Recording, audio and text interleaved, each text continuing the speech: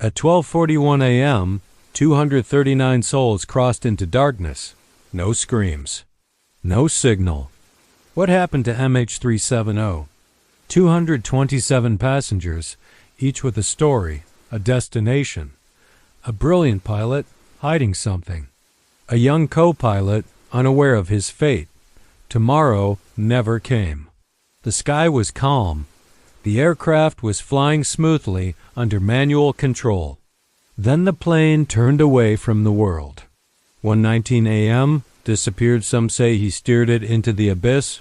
Oxygen gone. Everyone asleep forever. If they saw it, why stay silent?